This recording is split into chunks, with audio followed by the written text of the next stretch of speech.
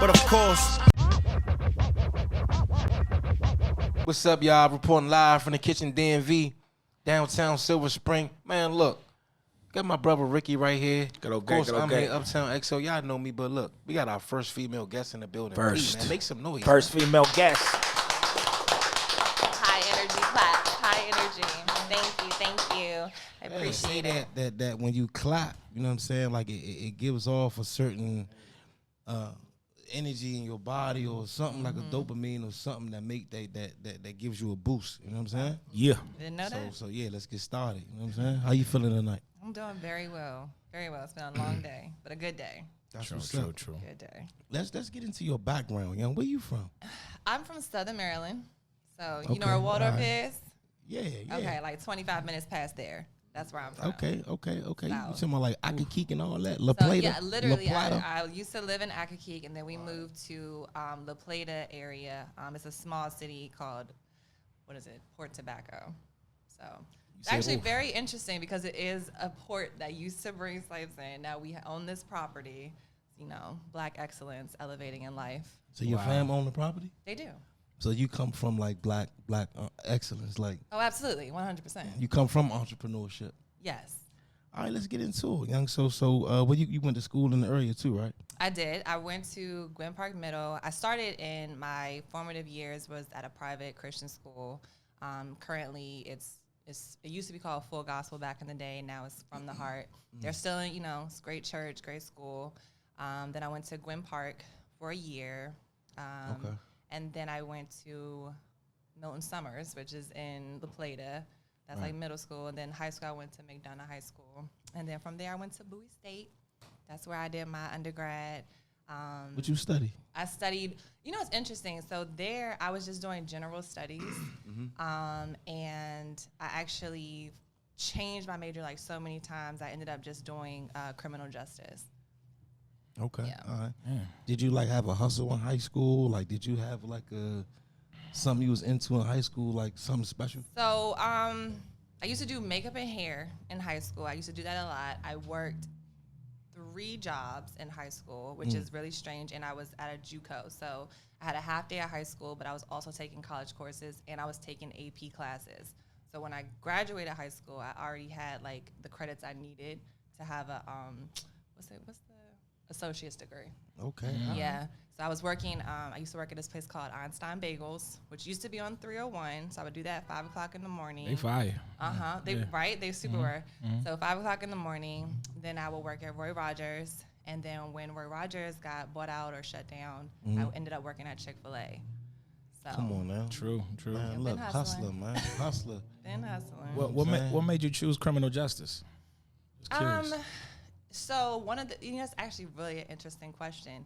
I had always been told, like, get something that can be a career, like is stable, you can do things long term, you can grow in it, because it was never like, you don't want to be in the entrepreneurial field, you never know. Like, you have to hustle to get your next dollar. So my family is very educated, but they always took very stable jobs and then did side hustles. You know what I'm saying? Yeah. So that was my thought process, that I was going to have a stable, regular job and then go from there. But I hated it. What was one of the side hustles you seen your peoples do? My people? Yeah. So my dad actually ran an entire basketball camp for about at least 10 years of my life. He would deliver newspapers in the morning before going to teach at school. My mom did real estate. My mom, actually, she used to sell Avon and Mary Kay, like when I was a kid. Yeah. And I actually ended up doing that myself, too, for a few years when I graduated high school. Just, again, hustling, trying to get that pink Cadillac. My grandmother was doing that, too. I was going to see if your grandmother was doing, like, Avon and Mary Kay. My grandmother was doing definitely both. my mom and my aunts were buying. Yeah, and I'd be right with my grandmother, seeing her hustle door to door. You know what I'm saying? Yeah. Like getting to it. You know what I mean? It's an experience. Like you learn a lot, not only about business and entrepreneurship, but also yourself, because no one's going to wake you up and tell you to do it. No one is going to force you to do anything. That clock will keep running. That time will keep elapsing. And if you want to make your money, you got to go get it. So now we fast forward in your life to music, being involved like with management and consulting and stuff like that. Talk about that journey. What made you interested in doing that? So it's very interesting. Again, like I said, I came from the legal background. So me and my criminal justice degree and all that good stuff, we were working at the courthouse, and I had a friend at the time who was a producer, basically. And he was just like, you know, can you help me kind of organize things? And one thing led to another, and I just got deeper and deeper into the world of music. So we eventually ended up parting ways. But then I took my talents over to Soundgate. I had family there.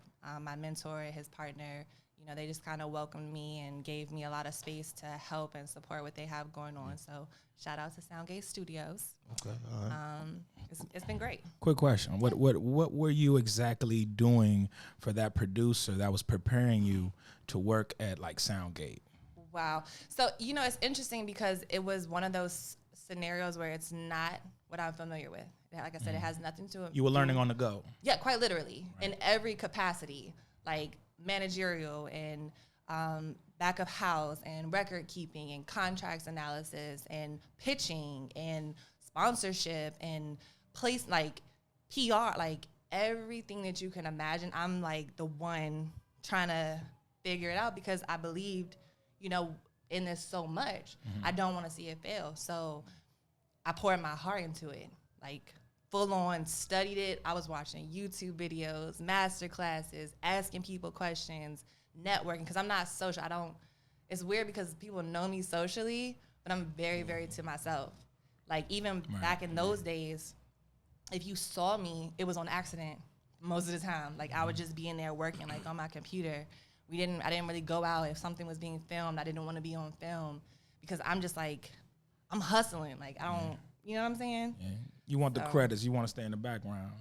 It's not even I want the credits. I want to build something good. Yeah. And so it's like sometimes you don't have time to be in the limelight because it's like I got stuff going on. This is your moment. I'm managing and supporting you. So here are your highlights. That's what my goal was. That was gonna be one of my questions. Like, as like a hustler, entrepreneur, how do you balance like time management between like you were saying earlier, you gotta kill what you eat. You know what I'm saying? Yeah. Like you gotta go out there and get it. You ain't really got time to play. Yeah. You know, the check is not coming automatically like it is for a 9 to 5. Right. So it's like anxious, you know, which can cause some anxiety as well. You know what I'm saying? So how do you stay strong through all that and stay motivated and positive? You know what I'm saying? How you do that? You know, okay, again, so this is actually the first time I'm publicly speaking on this topic. So if you notice, my Instagram has been P_did that. It used to be my name or whatever that I made up. But to answer your question, the way that I do that is literally prayer. And so in my name, that's what the P stands for. It doesn't represent me. Because what I have learned in these past months and years is that for the outcome that I'm looking for, like when you pray and you ask for things, you ask in a specific language. You know what I'm saying? And so it's like when it comes, it's not, oh yeah, I did that. It's not, oh yeah, I'm the man, like, you know what? No, prayer did that. Yeah. And that's really what it is. That's really what it boils down to. Yeah, that's what's up. No, I'm serious. That's real. Like, I'm glad I asked that question. Yeah. Because like, prayer, you know what I'm saying? Yes, like, sir. Yes, sir. that's something that everybody need. That is the main ingredient in manifestation. You know what I'm saying? Yeah. So yeah, I like that. I appreciate it. Thank you. You need that faith, and you need to know how to pray too. Yeah, and that's a great point that you said because that's another thing. Like I talk to my kids like God is not Sky Daddy. You know what I'm saying? Like you're not asking him like, Daddy, can we do this? Can I do that? I want that. No, because when you're praying, you're calling back the things to His remembrance, the things that were promised, the things that were said. So your purpose and your reason, your rationale of why and what you're praying for, it has to be at the heart of what you're doing. Otherwise, there's no strength in that whatsoever. Right. So that's why, like, for me, when I was trying to rebrand and kind of start over and find my direction, I said, God, I know the gifts that you've given me. I know the talents. I know these things. I don't know what my purpose is. So that was my first P, like trying to figure out what was my purpose. So then I found that, and then it was like, okay, now how do I align all these steps, all these things? What do I do? And it was just obey. Be patient. That was my next P. And obey. And so each step, I just do one thing well at a time. When you got to Soundgate, right? And you passed the process of working with this producer. Now you're focusing your talents on what can I do for this company? Yeah. What did they do exactly? Did they assign you some of their artists? I'm assuming they have their own personal artists. They have amazing artists, definitely. So we have Chink, we have the Marksman, we have a lot of, pretty much anyone in this area facilitates, they come there. 3O is a frequent person. We have a lot of people. Everyone that does music knows Soundgate for real, or they've come through, been there. And so really, I wasn't tasked with anything. It was just one of those understandings of these are like my OGs and my support and my mentors. And it's like whatever you do, bring whatever value you can bring. So I'm not there every day. Right. I don't check in, but if they have a schedule, we have a group chat. If opportunities come, I'm here, I'm checking in, I'm trying to automate, trying to build up the system, reach out to places that we can promote. Right. And again, man is he's wonderful. He's very hands-on, very active. His wife, Barbie, she's wonderful, and their heart is so pure, like for people and our community specifically. So there's a lot of things that they're working on that we're collectively working on, independently working on, and obviously new music. What do you feel is your particular? I wanted to say, what do you feel is your particular expertise when you deal with those certain artists? My expertise is I can organize, because as creatives, it's a lot of hats that you're wearing. It's a lot of things that you want to do. But the steps from where you are to where you're trying to go can be discombobulated, can be unclear, can be unknown. So a lot of times, I'll meet with an artist and I'm like, okay, well, where are you? And what is it that you're trying to do? And I like to also think that I hold them accountable, because it's like we can have conversations. My phone line is always open. But if we say these are actionable steps that you need to take, if 30 days from now, 60 days from now, you haven't done these 3 things, you're bullshitting. Yeah. And I love you, but you're still bullshitting. Yeah. For sure. For sure. You made a good combination. Right. So you tell them exactly what they need to be doing. Is there any? I don't tell them what to do. Okay. Yeah. Okay. It's like I ask questions, formative questions, because it's like I want to help you clarify what you're doing. Because I don't know. I'm not in your head. Yeah. I hear your music. I can give feedback on your content. I can be like, yeah, that bar was a little weak. This beat is not quite it. I like this a lot. This visual is a little, we do all of those types of things. But I don't tell them what to do outside of once we've agreed on, these are the things you know you need to do. These are the things you need to do. Can you tell us something that you've done for an artist in the DMV that you can point out? You're like, look, you see him right here. He was lacking this, and I said, hey, listen, focus on this and do this, and then he did that. So that's gonna make me a little emotional. So first of all, rest in peace to Knucklehead. Amen, amen. Yes. Knucklehead was actually my personal first artist that I did rollout and strategy for. Wow. And we did an entire collaborative project with the producer that I was working with. It's called Influential. It's still out. Please go listen to that project. For sure, please. He and I literally worked on everything from the cover art to the song selection to the beat selection from start to finish. He was very hands-on. I built his website myself. I put my card on it, set it up, did the whole content strategy for people to book him. Wow. Set up his photo shoots.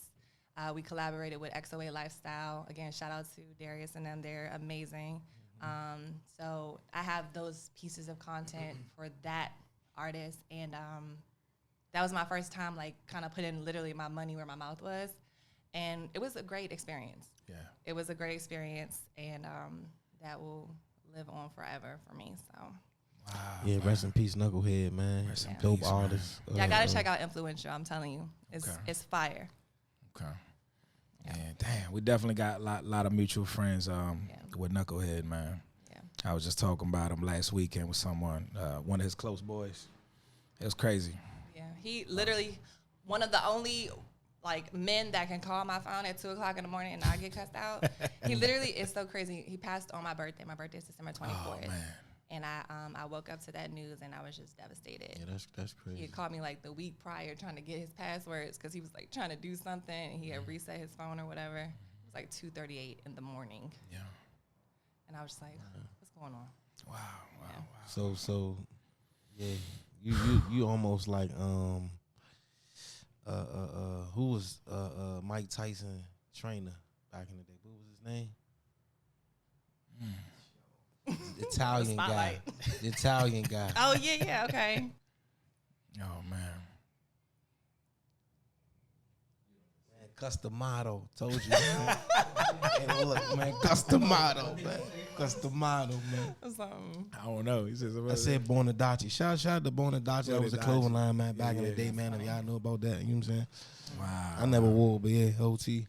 Yeah, you like the Customato to people's Rocky. You know what I'm saying? Like you actually like bring out the eye of the tiger. You know what I'm saying? No, I appreciate it. That's on my playlist, actually. That's my Get Hype.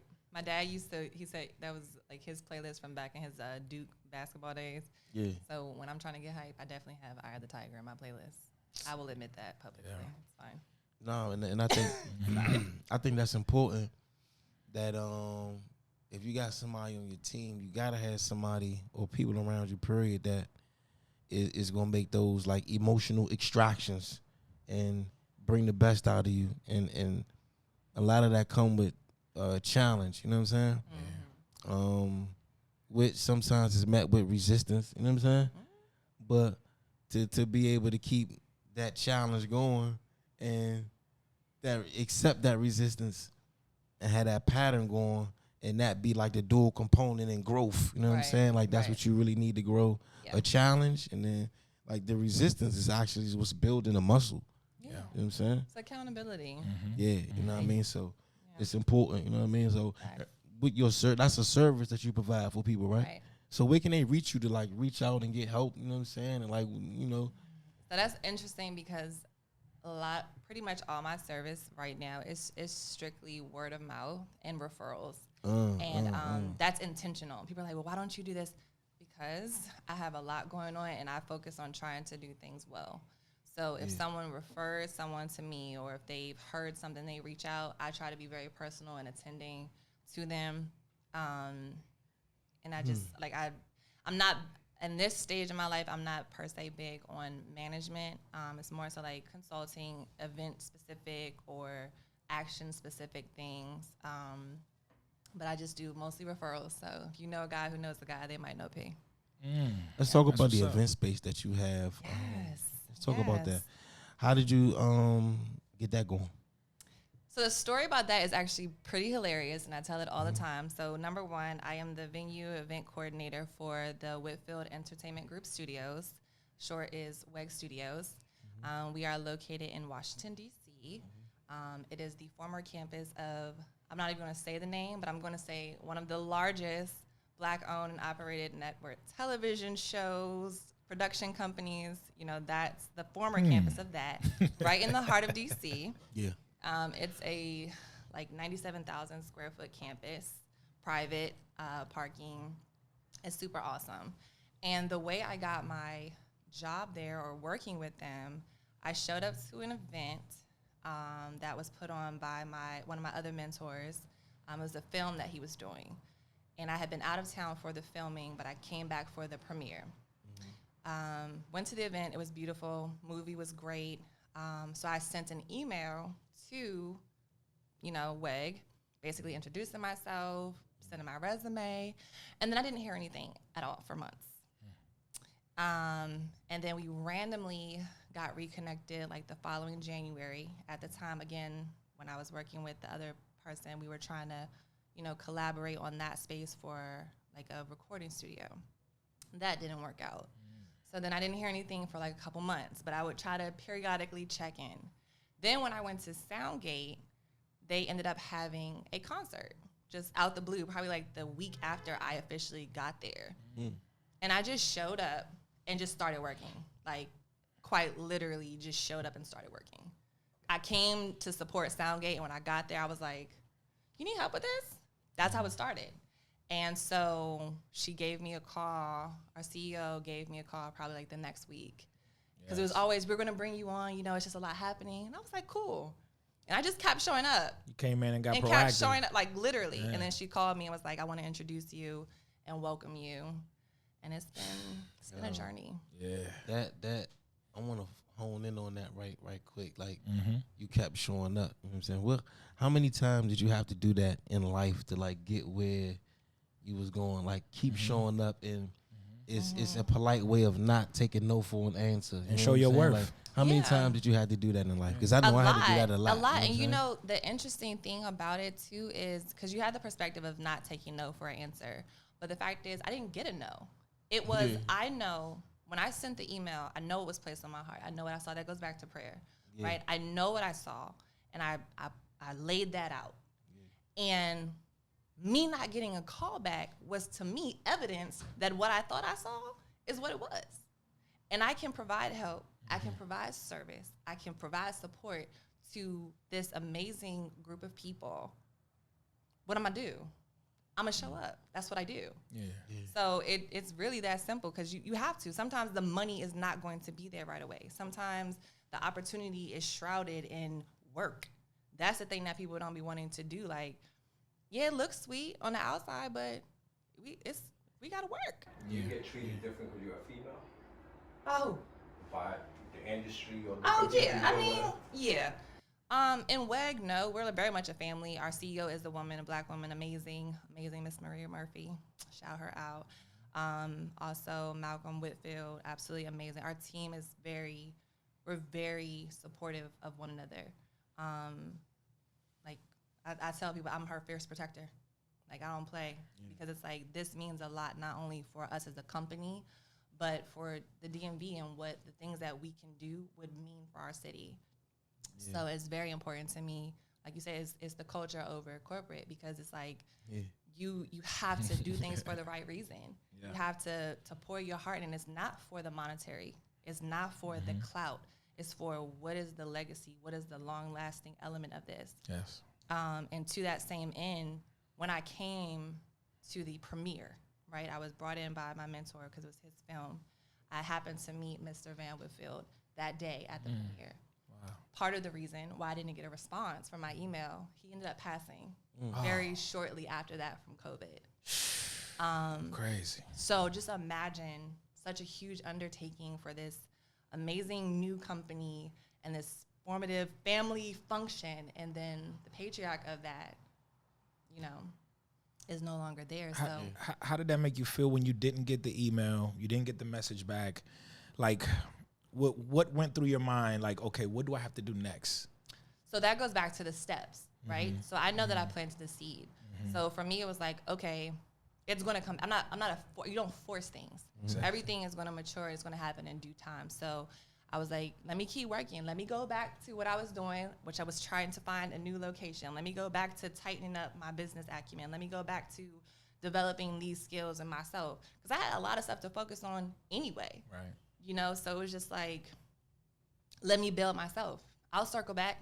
I'm the queen of the circle back. Like, I'm going to call you. If I want something, I'm going to get it. Yeah. So I'm going to call you. I'm going to check in. And then it just became a personal thing. Like, forget the business. How are you doing? Like, once I learned the information, once I kind of got more context, I just called to check on you. Like, are you okay? Like, how you feeling? Is there anything I could do to help? Like, just volunteering, straight up volunteering. Yeah. So it's just, like I said, it's just, you got to be genuine. Like, you'll get the answers to your question. You can't have a negative mindset. It's not per se that it's a no. It might be a not right now. And then you have that P of patience. Oof. So that's the chapter I was in that day. So being as though you're a manifester, so what in the future, where you see yourself, what's going on? You know what I'm saying? In the future, what does that look like? You know what I'm saying? Have you thought about that? Like, knowing that you a manifester, anything that you like think of, you can actually like be that. You know what I'm saying? That's very true. And again, like, to answer that question, I'm still going to be operating in my purpose, because I know what that is. Yeah. So whether it's on a larger scale, whether it's more in the public eye, whether it's on a smaller scale, and it's just being more closely tied into what's going on in my day-to-day life or whatever, I'm going to be providing support, providing services, and filling the need and protecting the culture. Okay, that's what it is. Doesn't matter what my platform is. So I'm feeling that right there, man. It's like my Mother Teresa vibe over here. It's a fact. You know what Listen, I'm a mom of two. That's great. That's fantastic. It's what it is. I'm trying to do my part. I think that's where I get. I feel like a protective vibe from you. You know what I mean? Yeah. People that you care about, that you're probably working with, you're like, I'm super protective over these people. Yeah, and that's what that goes back to. I have a very social, public persona, but privately, I am like mama bear, like real bad. I don't care if you're a grown man. If that's one of my grown men, don't play with him. Okay. Very So much. talk about what's one of the main things, or one of the best things you learned from your mentor? Jeez. Good business.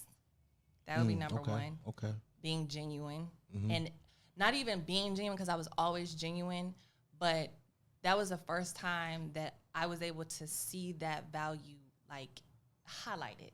Yeah. Because sometimes when you're genuine, people take advantage of it, and it makes you feel like, am I being soft? Like, am I sweet? Especially as a woman. Yeah. You know what I'm saying? Yeah. It's like, am I being, like, how do I respond to that? And so to hear someone who has, years on me and experience, and not saying he's old, because he's not old, and he would get me for saying he's old. He's not old by any means. Okay, clarify.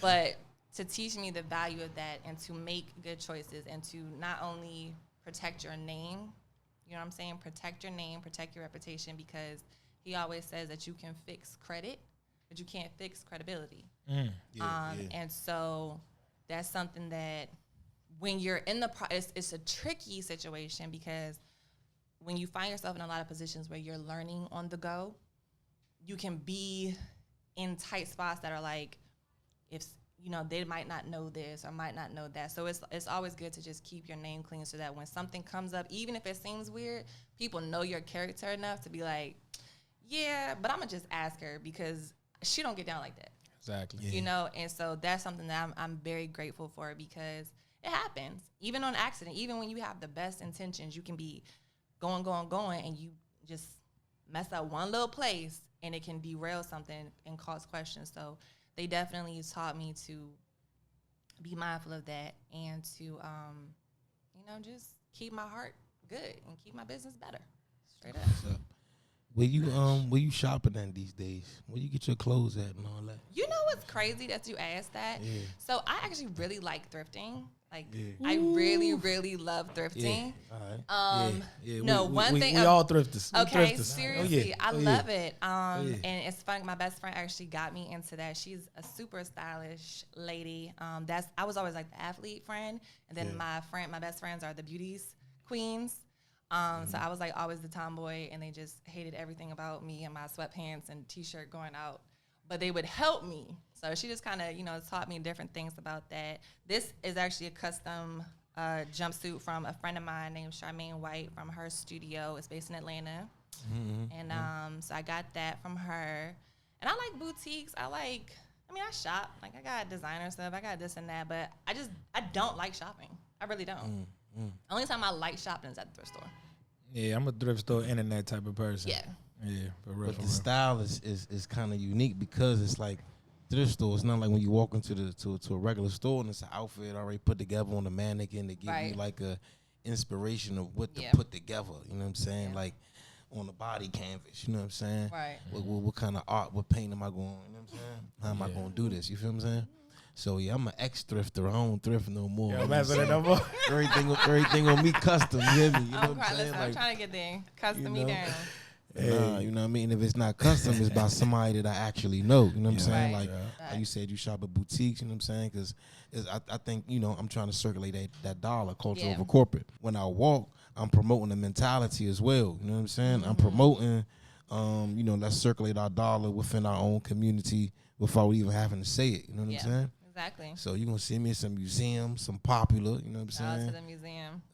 Madness, you know what I mean? You're going to see me in those brands, in any city brand and anybody brand from the area, because I like spending my money with people I know, you know what I mean? That's what it's about. Real. 100%. That's real. Like I said, that whole that photo shoot that we did for Nugget was similar to that concept.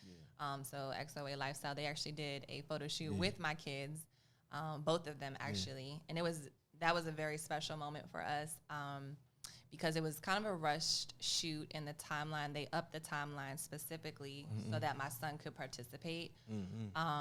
He was diagnosed with leukemia last year. So he had like a lot of, really long dreads and everything. and they were telling him that in this phase his hair is going to start falling out.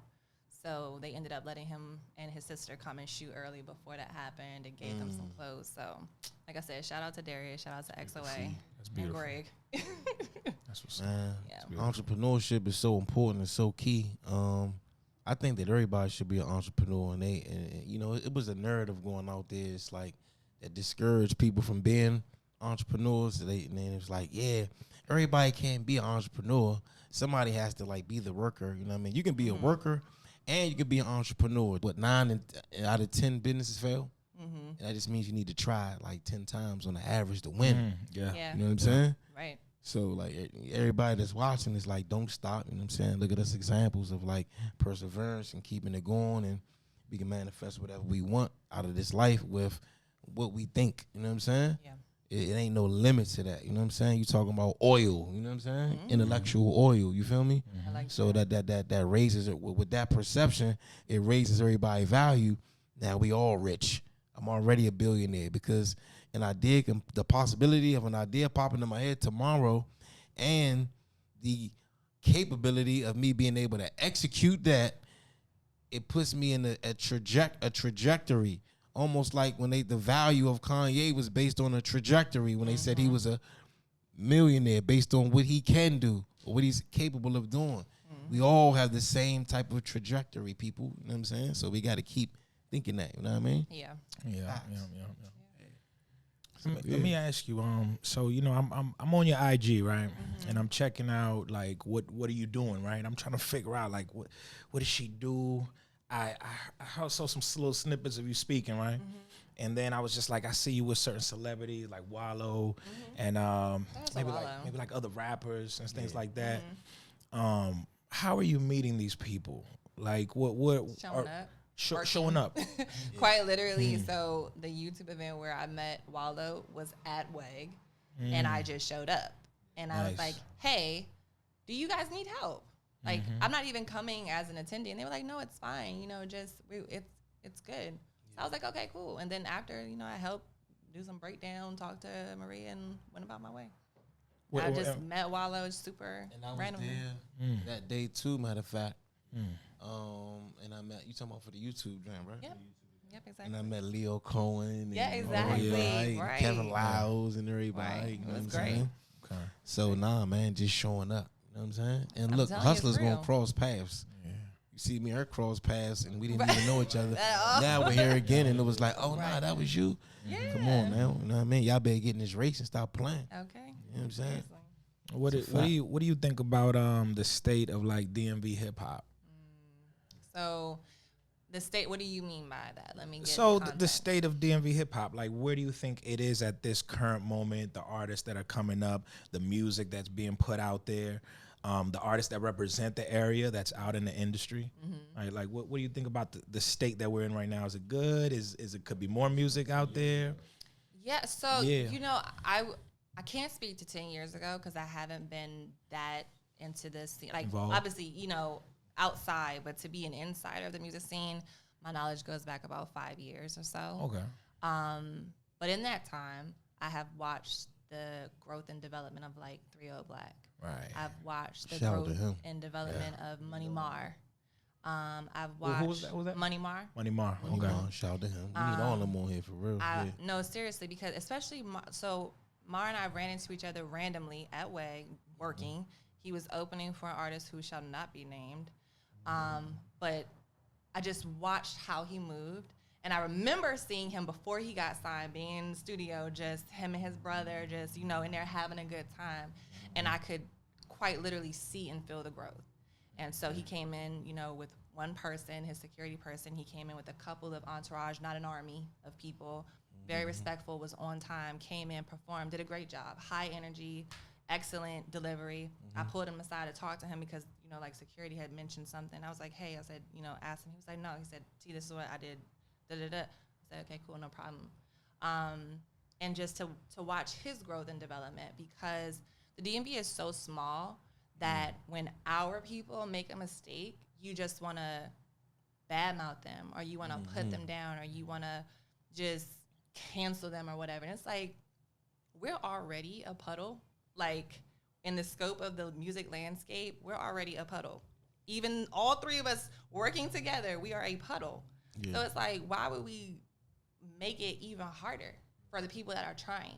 I think a great example of someone who I've also watched, and in my personal journey, I've seen his journey to, you know, where he is today, Fat Trel.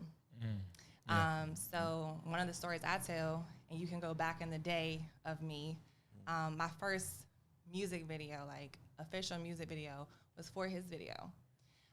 It was called Sick and Tired. What were you doing? I was appearing in the video. Okay. It was called Sick and Tired. You can go watch it, okay? So see if you can find me. Okay. But yeah, so he actually, his management team, and the whole way that went, right? This is gonna probably blow your mind a little bit if you don't really know him. They set the standard for me of how to be treated on a video shoot. They paid me. Promo P? Yeah. No. It was, you know, I don't even. It was Debo. Yeah. Shout out to my brother Debo. Yeah. Man. Shout out to Debo, Get man. okay, manito. Get okay. Right. My nigga. Definitely. Very good. Yeah. So again, that's full circle moment. I did, you know, not knowing that, telling this story. They set the tone for me. They made sure that I got paid. They made sure that things went on time, and if it wasn't on time, made sure that I could get out on my heart out. There was no element of uncomfortability. I was treated very respectfully. He did his shot, he did his scene. The people that were with him did their shot, did their scene. Obviously, they offered, you know, drinks or whatever. No force, nothing whatsoever. Good business, and then I left and went to work straight from the video shoot. So to see Trel and understand some of his story, and then him, you know, going to jail or whatever, but knowing the amount of work when he came home that last October, the one prior, I watched this man every day working in the studio every night on time, pulling up, ready to go, like getting in there, doing his bars, doing his features, just hustling straight through. And I watched how, you know, you talk about music, so you have MGE, the label, that's one of the clients that the studio I was at, they worked a lot with, Squirrely, all of them. They're developing something that's super, super special. He has a great eye for talent. He's been traveling. He's been moving around and doing the work. So for me, this is a very hopeful time for DMV culture because the people who have been putting in the work, they're starting to see the fruits of their labor. Right. And it's like, and now we've all been kind of collaboratively working together, and we know, okay, here we have the product. Here is the plan. Now let's figure out the process to get where we're trying to go. And we all kind of separate and go different ways to accumulate whatever we need to for that. But then when we come together, like I saw Squirrely and Trel when I went to the Futures concert. I'm there with a whole nother client from a whole nother state, just saying hi. And I see my brothers walk up on the stage and perform. Yeah, that was epic. That made me feel so good. You know, so it's like, and it's like, here now. Really, and doing the work. Like, that's really all I can say. Like, so shout out to MG, shout out to 3-0. I love 3-0. Like, shout again, like another person, not only consistency, but just genuine. Like, if I call him, he answers. If I text, he actually had just responded to my story. I don't even know what I posted, but he just genuine and has always been that for years. You know, so I'm super excited for DMV hip hop music, just in general. We need some more girls. I love the fact that the girls came together and did a cypher. That was fire. Shout out to Miss Kanaya. I love that. Shout out to, who else was on there? It's just a bunch of girls that was on it that I really, really love. Shelly. I don't know if Shelly was on this one. Pinky the Rock. But I know Pinky. Pinky's dope too. Shout out to Pinky. Shout out to Moni the Vixen. That's my girl. If y'all see her freestyles. Yeah, she rock hard. Fire. That's my girl. Like from high school. You know what I'm saying? I've been saying this and performing at the what was it? What was the Cavern over there on U Street? Bohemian Cavern. She would pop up rapping and she'd be like, all right, y'all, I'm taking it. Take it. Just come in, bounce, rap bars, and I'm out. I was like, damn. If y'all look at her Instagram, I'm shouting this out because I've watched that. She did a freestyle to Lola Brooks' song. And I went, straight bar for bar, like the whole song. Like, no hook, bar for bar. And I'm just like, y'all not seeing my girl at all. Oh yeah. No, At all. you got your ear to the streets. I mean, and listen. Who your top 5 DMV artists right now? Go. Okay, so on the spot. Take it easy. So, so we're doing underground, like, no. So obviously you have Shy, and mind you, we did something with Shy yesterday, quite literally. Shy, and I feel like Shy across the board from business, music, and then consistency. I feel like he's so consistent, and I like the model that he set forth, and he's very, to my knowledge, like super quiet, but about that business. Obviously Trel, Trel's versatility to me is out of this world, and this is in no particular order. I'm just going off the top of my head. Okay, off the top of my head, no particular order whatsoever. So Trel would be one. An indie artist that I really, really love that is more like, I have two actually. R&B is Poetic Rockstar. He's a friend of mine. He has a poetic vibe to his R&B music. He has a project out called Restoration. Love it. Like, I would say definitely check out Restoration. Okay. Also, Valentino. Valentino SOS is his Instagram, I believe. Freestyle, battle rapper type of thing. But like I said, my heart is for indies. Like, I love underground. That's what's up. Chink and Marksman, they're great. They go back, and I love seeing them battle each other, and the brotherhood camaraderie of that is super fire. From the girls' side, like I said, Kanaya, I really like Kanaya. I love her delivery. Let me think. So we going just hip hop, or we going like? Man, whoever. Yeah, artists. Whatever DMV artists. Now, see, here's the thing with that, because I don't remember the name, but it's a rock duo, and they're based in Waldorf. Speaking of Waldorf, Leak Star. Okay. I love Leak Star. He's fire. There's another artist named 23, something like that. He's out of Waldorf. It's a lot. It's really hard to say like that. Obviously, the names everyone knows, but I could kind of go for a long time with artists. I'm not gonna lie to you. We named a few. Name a big few. Yeah. Well, look, y'all, we ain't gonna hold y'all. You know what I'm saying? We dropped bombs on y'all tonight. We showed y'all entrepreneurship. We showed y'all how to manifest, how to go from 0 to 100 with your ideas. We showed y'all culture over core, but we gave y'all a glimpse into the Queen's life, Queen P. You know what I'm saying?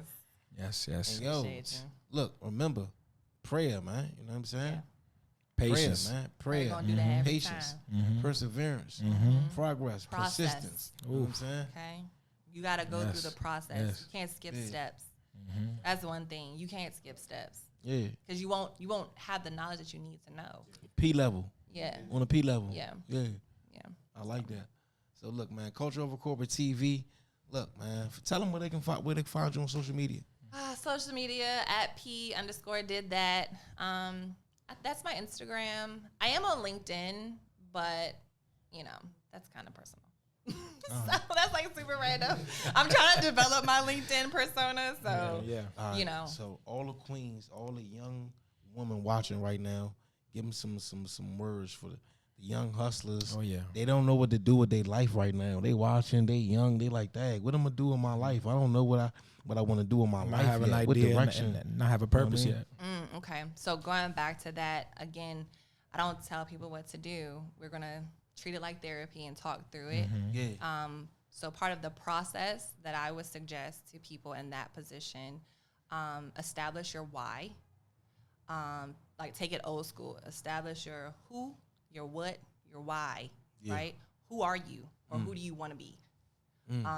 Why do you want to be that, or have those things, or do those things, and to what end? And when you answer those questions, 9 times out of 10, you put a little prayer in it, make it 10 times out of 10, you're going to get your next answer and your next step.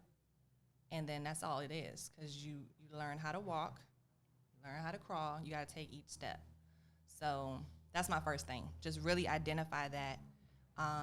And then get anything out of your life, get anything out of your day-to-day, your meditation, whatever is preventing your process, get it out and hold yourself accountable to keep it out. Whether it's a relationship, whether it's if you're not a person who can handle, like, yeah, we have marijuana is legal and this and then a lot of other things are becoming legal. But if you know that you're not a person that can handle that, let it go. Yeah. And find people to hold you accountable. Find people to support yourself, and just be honest and transparent about who you are, what you want, and why. That's really all I can say. So. Come on, man. Oh, they done. Where can they find you again? P_did that on Instagram. All right. Okay. Yeah. Look, we're going to see y'all, man. Look, make sure you like, share, subscribe, follow on Instagram. Comment. The link below. Follow on YouTube in the link below. Make it do what it do. CCTV, y'all. We out.